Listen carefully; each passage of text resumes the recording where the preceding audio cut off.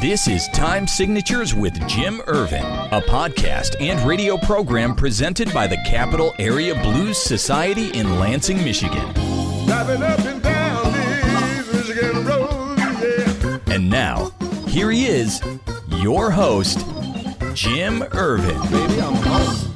Well, hello there, and thank you so much, Parker. I'm your host, Jim Ervin, and this is Time Signatures. You know, so much of what I do here is fun because I get to introduce some of you to new blues musicians, but I also get to talk to those with experience in the genre. But as with every guest I welcome to this program, there is an open invitation to them to come back when they have news to share. News of a new album, maybe a tour coming up, basically anything of importance. I met this young man a little over a year ago, and he was basically just starting out. His new album at the time was called The Right Man. And, of course, we had a fun chat. Well, he's back, and he has a smoking new debut album called Talkin Heavy. And make no mistake, he's on tour, hopscotching across the globe for most of the remainder of 2025. And I'm so pleased to have this guy back here, 2022's B.B. King of the Blues Award recipient from the Just Blues Music Foundation and Ruston, Louisiana's own D.K. Harrell. What's going on, buddy? Welcome back. How are you? Thank you so much, Mr. Earl. I'm glad to be back. Doing well. How about you? Well, I'm glad to have you, man. I've been following you, and I got to tell you, I've had a chance to listen to the new album, and I'm really digging it. But give me a little time. You know how this has been. We have to get a couple questions out of the way. But you've been a busy man lately, haven't you? Yes, sir. I'm a workaholic. Yes, you are. You're all over the place. Now, as I said, we're going to talk about this new album and your new home label, musically speaking. But you know me, I've got to get a couple of stories out here first. You were quoted as saying, "I always say music is my voice." Now, you certainly have come a long way from those days when you hardly spoke a word, haven't you, DK? Oh, yeah. If, few people know, and a lot of people know now the story of how I started talking when I was a child. If it wasn't for B.B. King and tens of thousands of other artists, I wouldn't be who I am today. Right on. You know, I was reading an interview from you from January of last year, and at that time you boasted a collection of about 300 songs packed into your songwriting notebooks. Where does that count stand today? I'm betting it's gotten bigger. Oh, what's funny is that I just moved to South Louisiana, and I found more notebooks of old songs that I had written that I had put away in a closet and completely forgot about them. So if I had to count those, as well as the ones that are rough drafts written in my phone, it could be anywhere between, I'd say probably a low 400 or about 450, something like that. Okay, cool. And it's just lyrics. I never really have, sometimes just write to write, and then I'll come back to it, or I'll write and forget about it and never come back to it. But that's why I have people like Kid Angerson and Jim Pugh, because I have somewhat of a feel of what I want that song to be, but I can't. And the thing about me is, one of my band members said this last night because we had like a little band party. He said, "Man, the difference between you and a lot of other artists is that you're not scared to be honest." And because I know my flaws, weaknesses, whatever you want to call them. Sure. And I'm fine with it. I'm comfortable with it because that's what makes you human. I'm fine with telling people I'm not a technical player. I can't go up to a band and say, "Okay, start on the 15th measure, and then we're going to start on the B flat 7 of the dominant ninth chord, and then we're going to move over to the 2-5-1 bridge." And I can't, and what people fail to realize is that some of the greatest artists are not technical musicians. Prince was a self-taught musician. Michael Jackson didn't play an instrument, but could literally beatbox what he was hearing to people. George Clinton was the same way. James Brown was the same way. And it's just like, it's almost like people in this industry look for a superhero. and that's not what you should be looking for. You should be looking for somebody that is genuine and raw and authentic with themselves as well with Yes. other people. Yes, sir. I know they I went on a agree. long time. I'm sorry. No, no, no, dude. Listen, you are allowed to talk as long as you need to talk. Don't you worry about that. But, now that you've been out there for a couple of years, polishing your stage presence and building your repertoire, other than travel, okay, because we all know that that's a hassle, what's been the most challenging aspect of this new lifestyle?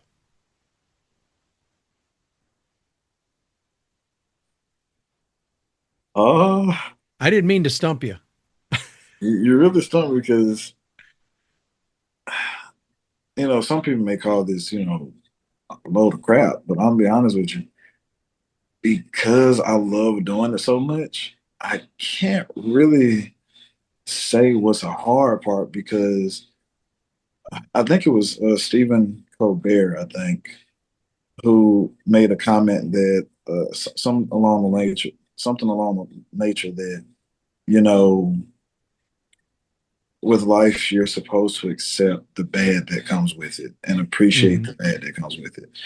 So of course we've had one or two gigs that the audience didn't respond to as well, and it hurts in the moment, but at the same time it keeps you humble. It doesn't make you become big headed and arrogant because I feel like when you have a mass of people, kissing your butt just because of who you are, then they're kind of not being genuine with you neither. They're trying to do whatever to get on your good side. When I think if you're just a good person outside of the music, genuinely, then you can go far.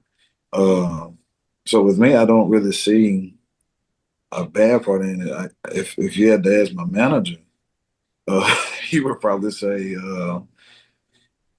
he's probably tired of buying merchandise because we sell out so much when we're on the road.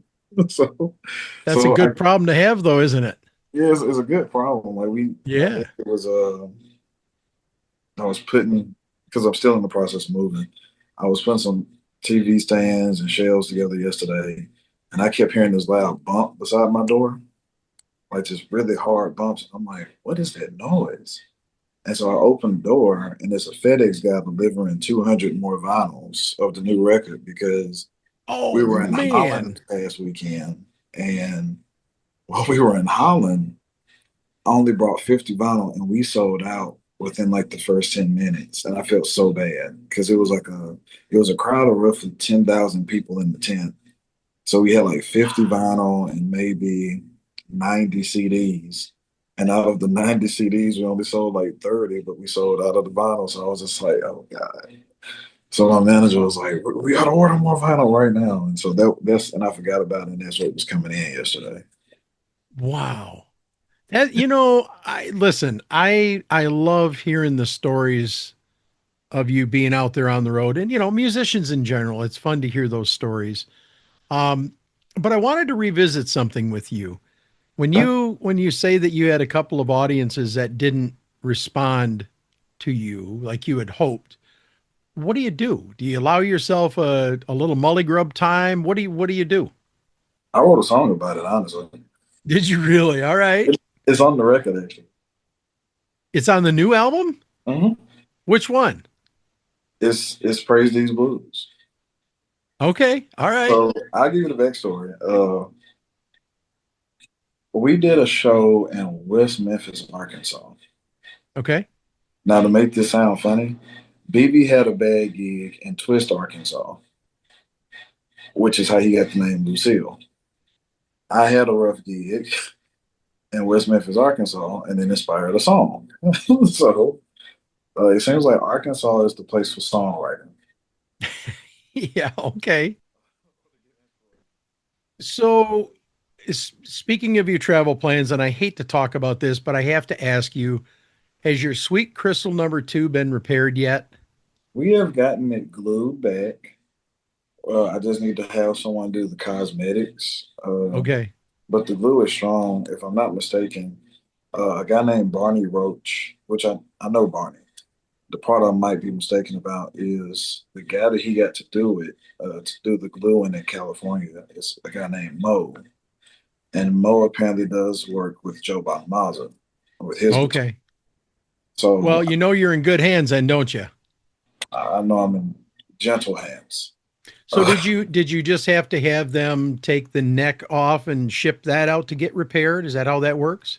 No, I actually packaged the whole guitar really well, Oh and wow. with the separated headstock.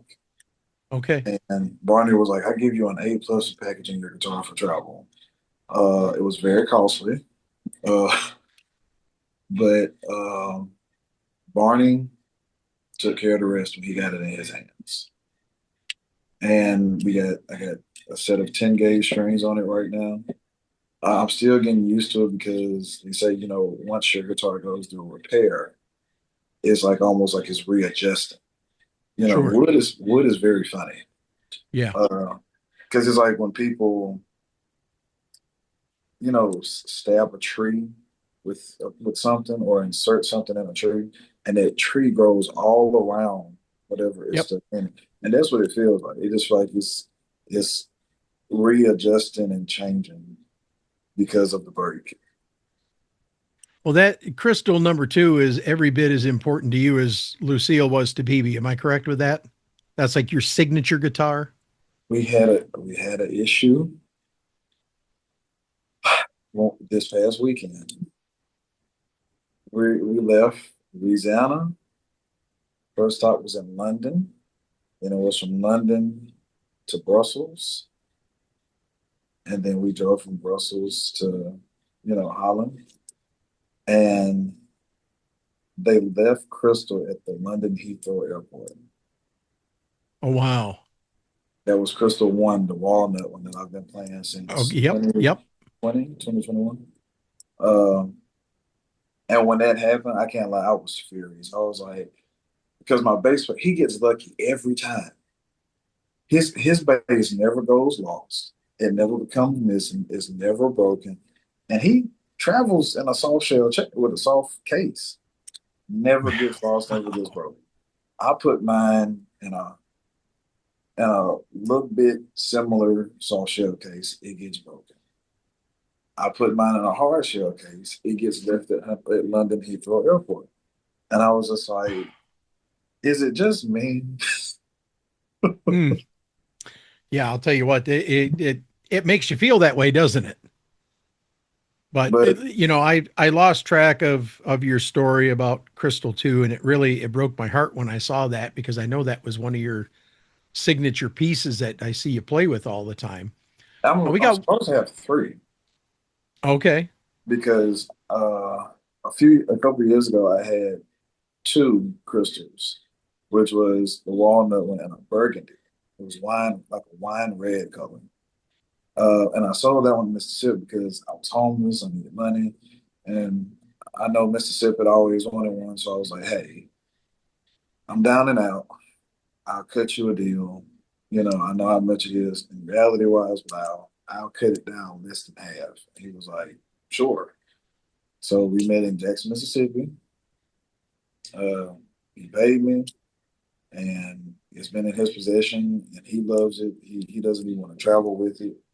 Um, I don't blame them. but the last time I saw that guitar was on the Blues Cruise, 23, if I'm not mistaken. Okay. And we took a picture together with, both of our crystals. But I just wanted to go to somebody that I knew would, of course, appreciate it. Uh, and he did tell me that, if anything happens to him, he's informed his family that, DCat's the first person to call to get it back, you know, uh, which of Yeah, course I would pay the maybe family. one day it'll land back at your home, huh? Oh yeah, but I plan on making so much money that I can buy two or three more crystals and be like, sh- she's an ex. I don't, because I Yeah, do but you love know her. what? But I can't tell you how many people I've interviewed, DK, that wish they had that first guitar that they let go down the road for whatever reason. So, if you ever get a chance to get it back, no matter how much money you got, you might want to bring it back. Yeah, I might bring her back. But she Yeah. played nice. She sounded good. And she was pretty, you know. But that walnut one, I remember when I bought that walnut one, I drove 5.5 hours from North Louisiana to New Wow. Orleans to buy a Wow. guitar from a guy named Dustin Deitch, who who I thought still lived in New Orleans, but this is a great part of that story. So I bought it from him the same night or the same morning that I got it from him. I rested for like 3 hours, got up, drove to Mississippi, and did the B.B. King Museum expansion show with Susan Tedeschi, Derek Trucks, Selwyn Birch, with a whole bunch of other artists, the Neal family, Tony Coleman, everybody associated with BB in some type of way. Oh man. And here's the crazy part. Now, the only time I saw Dustin, the guy who sold it to me, was in New Orleans at his house when he was living above a bar. And so we were at Chicago Blues Festival a couple of weeks ago. And, you know, I'm doing the merch thing, I'm signing people's stuff, taking pictures. And this guy with, you know, like a kind of curly-ish afro and, scruffy beard and thick mustache and everything. He comes up, he goes, "Hey, DK." And I went, I said, "Do I know you?" No, he says, "Hey, DK, Coco is sounding good." And I said, "Coco?" And I said, "Dustin?" He said, "Yeah, man." I said, "Man, what the heck are you doing in Chicago?" He said, "Man, I moved to Brooklyn." And a friend of mine was saying, come to Chicago Blues Festival. He said, "I did not know you were going to be here until I saw the lineup." Oh wow. And when I tell you it was like one of the most beautiful, like, reunions, yeah, I had not seen this man in like 4 years, maybe 5 times. Wow. And for him to remember, and what made me feel so good, he was like, "I'm so happy that I sold it to you because I just knew that guitar was in the right hands." And so to still have Crystal one with me, and he's proud of the work I'm doing with her. Like that's a cool thing. And we're supposed to see each other again in August when I go to New York because I'm going to be playing the Iridium in New York later on. Okay. So I said, "You make sure you come to that show. I'll put your name on this as one of my special guests." Because he really is a good guy. Very cool. Now, we do need to talk about Chicago, man, because I got to tell you, it looks like you absolutely killed it out there. What was that experience like for you on a personal level? Because that was your first Chicago Blues Fest, was it not? Yes, sir. Talk First. about that. Well, it was a little nerve wracking in a positive way. I'm always a little concerned before a show, and Right.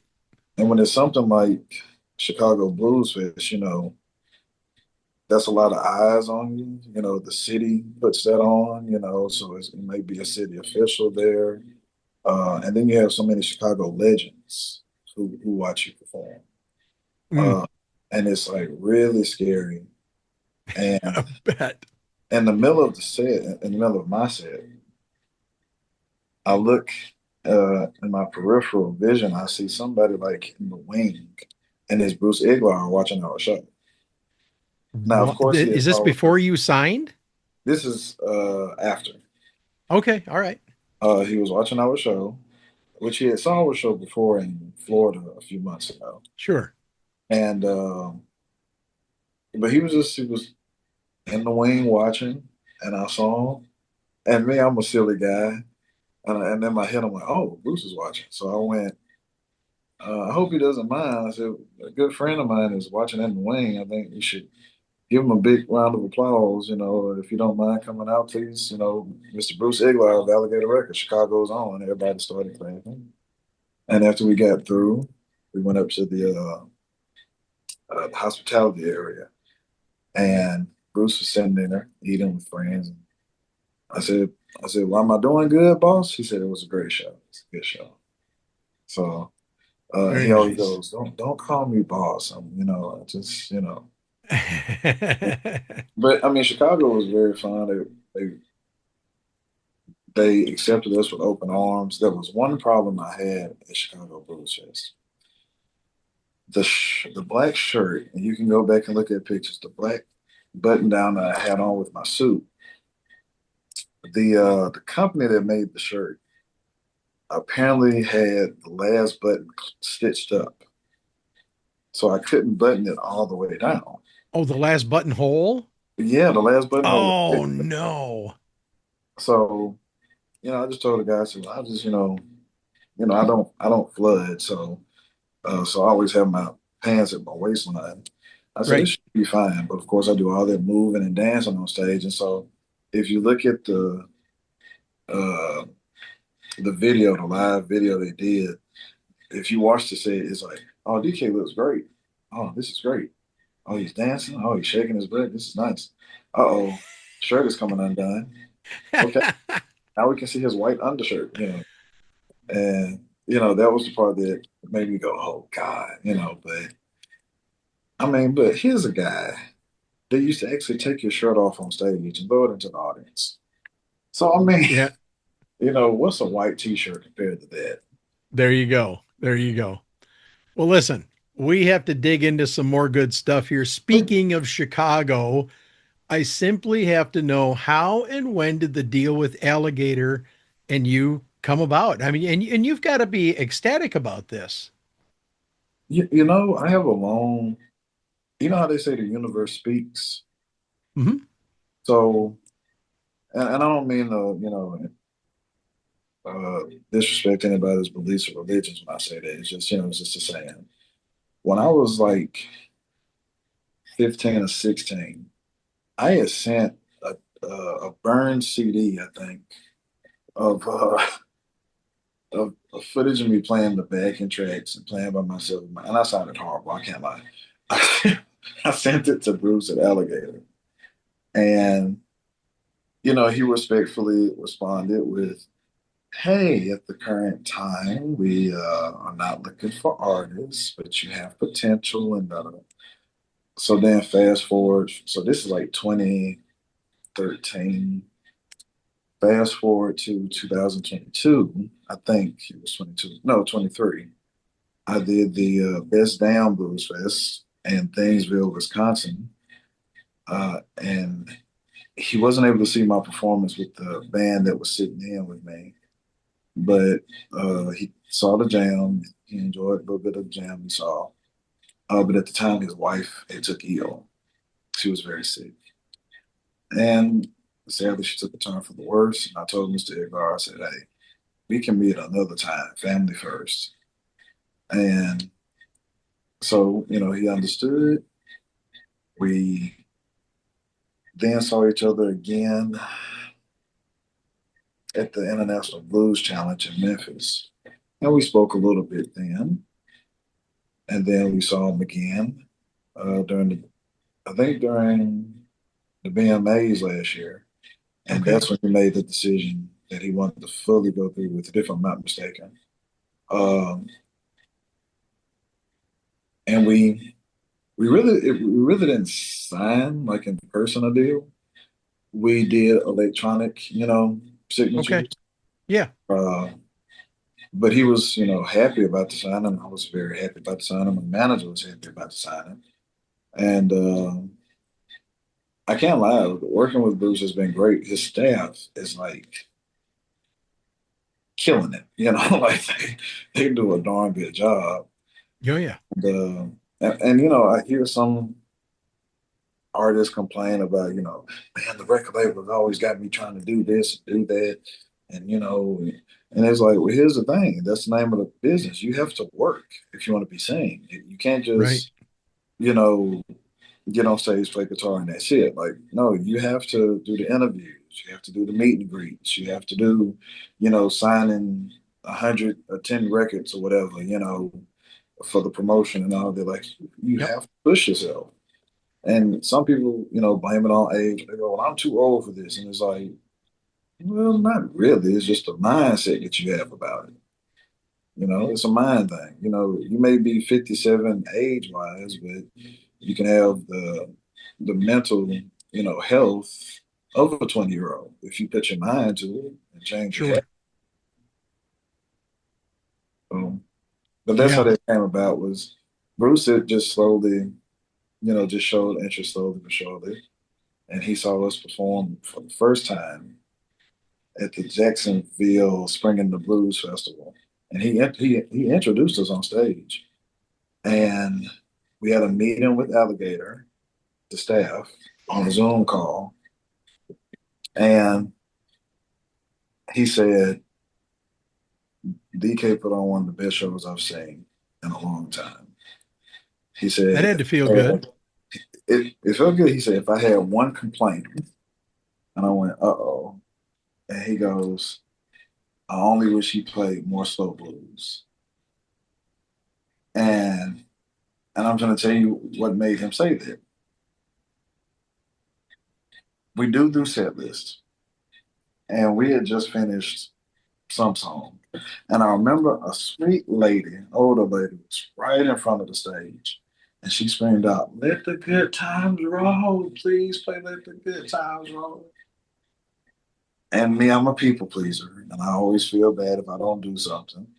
So the next song was actually going to be Hello Trouble, which is a slow blues. Okay. But we did Let the Good Times Roll. And then we went on with the rest of the set. But then he saw a performance in Chicago when he loved it. He loved that performance as well. And my thing is this: I do take advice from people. And I remember when we met, I want to say a year or two ago, he said, "You know what I love about Ronnie Baker Brooks and Tommy Castro?" I said, "Yes." So what's that? He said they always move away from the microphone when they play a solo. And they'll go to this side of the stage so that side of the crowd can see them. And then they go to this side of the stage so that. And I can't lie, I didn't tell him this, but I thought to myself, do I stay behind the mic too much? And I never paid attention to it, never thought about it. So I did notice that within the past year that I've been, let me go over here, let me go over here, let me go over here. But then I went back and looked at videos of me in like 2023, like when we did Lucerne Blues Fest, and I was like, I've been doing this the whole time, So, I just, you just want to do good and you want to make whoever you're working with, Sure. you know. I have to ask you, did you remind Bruce that you were the guy that sent him the CD when you were a young guy? I did. I did an interview right after the signing, and Okay. and I think we were on a phone call, if I'm not mistaken. And he said, I do remember you sending this to me, sending that to me years ago. He said, I just, of course, I just didn't know who you were. He said, I remember receiving that and writing a letter back to you. Nice. So, Well, let's talk about the important stuff here. That new album, Talkin Heavy, from the opening note to the last, this one really seems to be DK Harrell finding his groove, as it were. How do you feel about it? I can't lie, when we were in the studio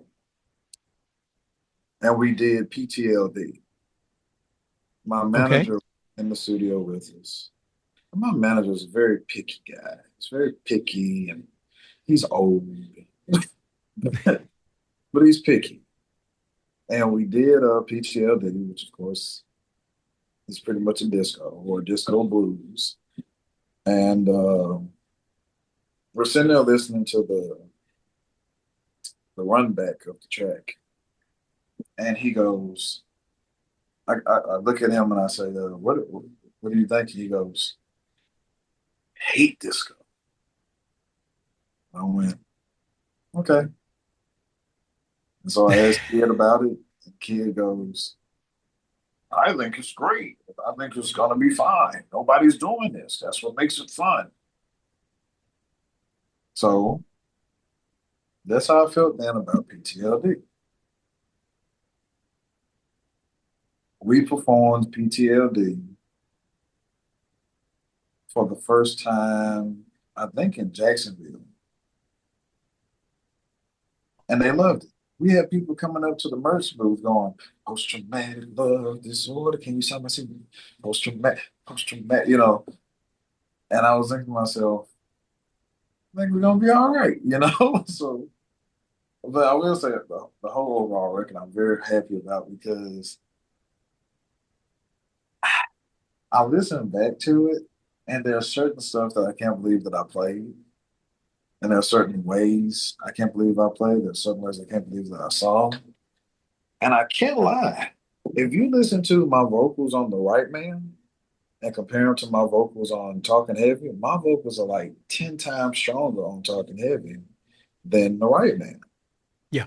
And The Right Man, I sound kind of, I want to say weak, but it doesn't sound like he's emphasized enough or a lot of force behind it. And Talking Heavy, I mean, I am singing. Like I am pushing some notes out and Right. trying to give my best. So I think this record, in my opinion, and even though it's mine, um, I feel I've made a big improvement. I see the improvement. I hear the improvement. Uh, and I have to thank Kid for helping me broaden my style of playing, broaden my way of songwriting. Mm-hmm. Because I can't lie to you though, there's only like two, three people that I send songs to, lyrics to when I write, and there's Kid Anderson, Rick Estra, and Jim Pugh, because they're all pretty good songwriters in my opinion. And I'll send something, and they'll say, "Oh, this is good. This, or you can't say this because that doesn't make sense," or or find a different word there. And that's what we did with this record. I mean, Grown Now was no Grown Now was always called Grown Now. I think it was post traumatic. Yeah, post traumatic love disorder was not the story that it is now. The original story was I had dated this young lady who happened to be like a very bad alcoholic. And, I did everything I could to make her happy and be on the good side and all that. And she was just not, it was bad. And so I wrote a song about it. And I wrote the song when I was in Belgium, in deep in Dick, Belgium, to do the Hook Rock Blues Festival out there. I remember laying in bed at like 4 in the morning and writing that song. And I sent it to the Kid, and he was like, "This is good." So we were going to record it with the original story.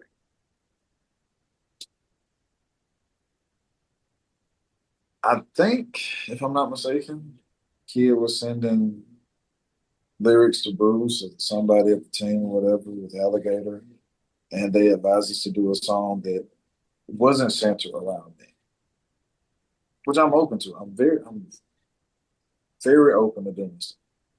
So I was like, okay, let's do it. So Kid told me a story about his friend that had dated this woman. They were good. Then she left, and, drinking happened and all this. He said, it's kind of like your story, except it's somebody else. And I said, Just okay. a little different perspective. Yeah, just a little different perspective. Yeah. So instead of it being about me, it was, about Bobby, which, fun fact, the name Bobby was made up on the spot in the studio Okay. because kids said, come up with a name. And so I said, okay, so I'm singing the song and I go, while Bobby just sitting alone at the bar, and everyone in the studio started laughing. And my bass player that's in my actual band, Andrew, he's on the record. He goes, "Who's Bobby?" And I was like, "Hell, I don't know. Bobby is just Bobby," So, and then songs like "Just a Little Taste." Uh, we had got to the point we weren't like running out of lyrics or nothing, but we had got to the point where Kid wanted the last verse to be something different than just uh, start playing hard to get and all that stuff. So he was like, put something different right there. So right there in that moment, I came up with a line that I think is funny. And Kid thought it was a clever line, and it's the last verse of the song where it's don't be surprised when I move into your place. It's your fault now that I'm in this very state. You put it on me, baby. You gave me more than a little taste.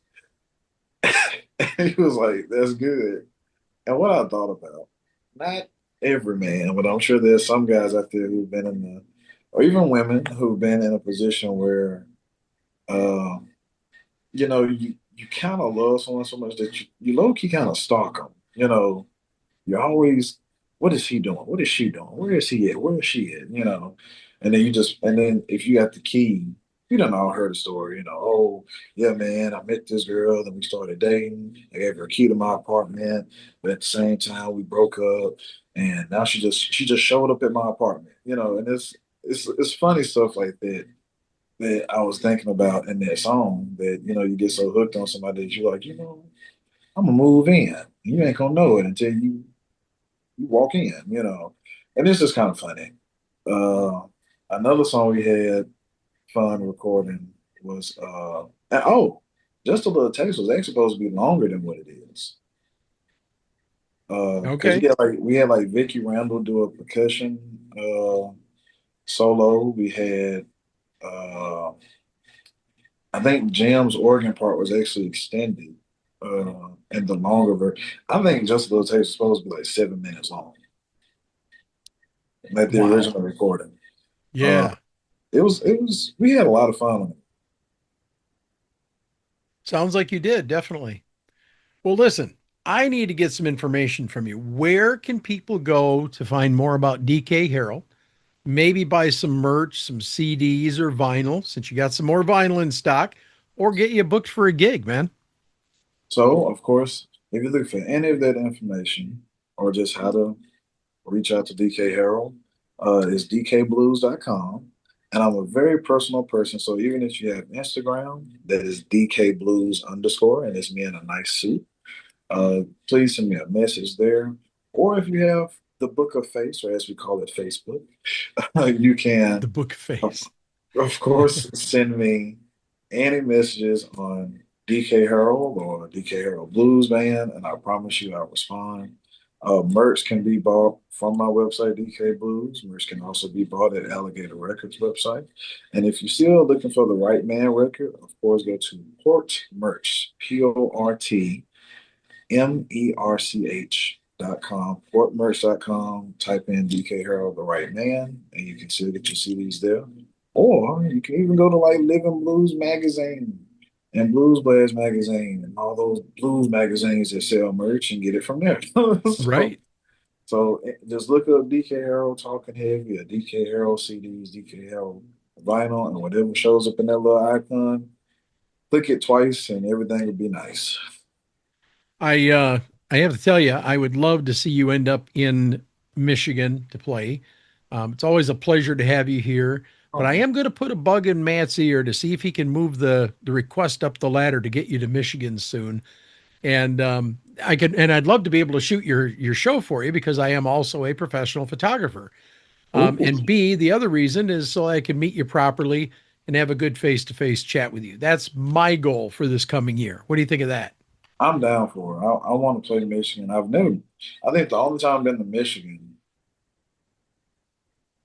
to be honest with you, I don't even think I've been to Michigan, come to think about it. See, we got to fix that. I We got don't to have fix I've that. never been there. I've been all around it. I've been in Illinois, Wisconsin. Yeah, I haven't been to Michigan yet. There you go. I want Got to to. get you here. I want to come there. Um, I'll tell you one last good story about the recording. Okay. There's a song on the record called "No Thanks to You." Now, the the kind of rhythm of the song I somewhere came up with because I gave Kid this recording of an idea, and then he sat with it and he wrote lyrics to a story that I told him about the relationship with my father. We were sitting down over pizza one day, and he asked about the relationship with my father because I think we were talking about his father. And, I was like, my father's an alcoholic and he's narcissistic and he's very, he can be a negative guy a lot of times, manipulative. I said, but after all these years, I came out okay. I said, and I think he has a hard time accepting that I came out okay. Uh, and so I started this, man. I said, now I think at the time I was 26. I was like, I'm 26 years old. You know, I got my own home. I got my own home. I got my own car. And kid goes, no thanks to you. I said, I got to, women love me. No thanks to you. I got a good head on my shoulder. No thanks to you. I said, I've never been to jail. No thank. He just started saying no thanks to you. Yeah. And this story affected him so much because kid had so much love. It affected him so much, and it kind of broke his heart. And he sat down and just took my story and put it in a song. Wow. And of course, he didn't send the lyrics to me until the recording process started. And we're in the studio, and I think we probably had to do about 5 or 6 takes because I kept crying because of how much it hit home. Yeah. So I've always told people we've only performed it a few times live. The first time we performed it live, I did cry. The second and third time, performed it flawlessly. Because I tell people that the song is not a song out of hatred. It's not. The song is about getting people to realize that you never know who you're raising. You never know who you're meeting. Right. And so when you meet people who are just cruel right from the beginning and they don't even have a logistical reason to be upset with you or to treat you bad, you got to keep in mind that they may need you one day. And the way I've always put it is that if you have a mother or a father or a family member who, degrades, disrespects, abuse, a child or someone else in the family, and let's say that person ends up becoming like a brain surgeon, and you find out that you have a tumor, and you see what I mean? Yep. They Oh yeah. they could easily say, well, because you did X, Y, and Z to me when I was younger, I'm not going to do your brain surgery. I'm not going to save your life. They could easily do that. So I tell you, you have to be careful how you treat people, whether it's a family member, friend, stranger. Yeah, then they say it takes more muscles and nerves in the face to frown than it does to smile.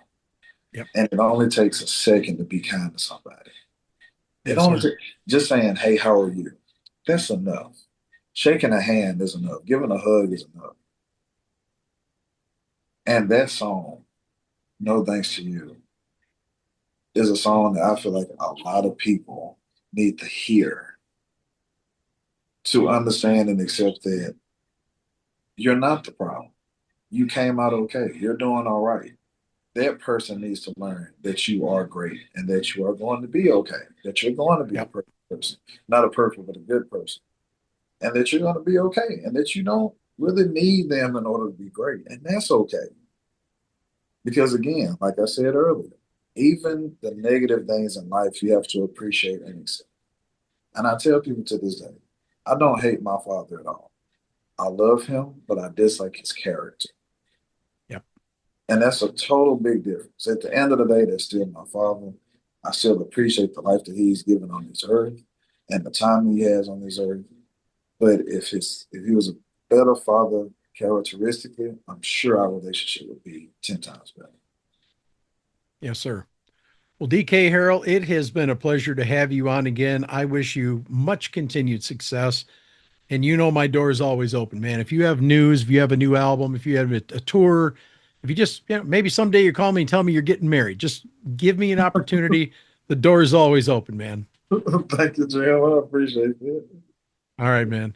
As this episode comes to a close, I want to tell you about the Killer Blues Headstone Project.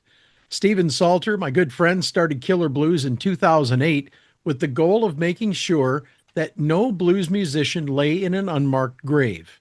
To date, Killer Blues has purchased and placed nearly 200 headstones in close to 20 states. But there's a lot more work to do. In fact, Steven already has a list of about 25 more headstones in need of funding and placement, but he needs your help to get it done. Whether it's $5, $50, $500 or more, every single dollar raised goes to this worthwhile project. please consider making a tax-deductible donation today at killerblues.net and look for the donation button near the bottom of the page. And as always, thank you so much for your consideration. And that brings us to the close of this edition of Time Signatures. Once again, my thanks to DK Harrell for his time, but also to you, for without you, none of this would be possible. Jim Ervin reminding you, keeping the blues alive is everyone's responsibility, but preserving the history of the blues, one story at a time, that's my mission. Until next time, so long, everybody.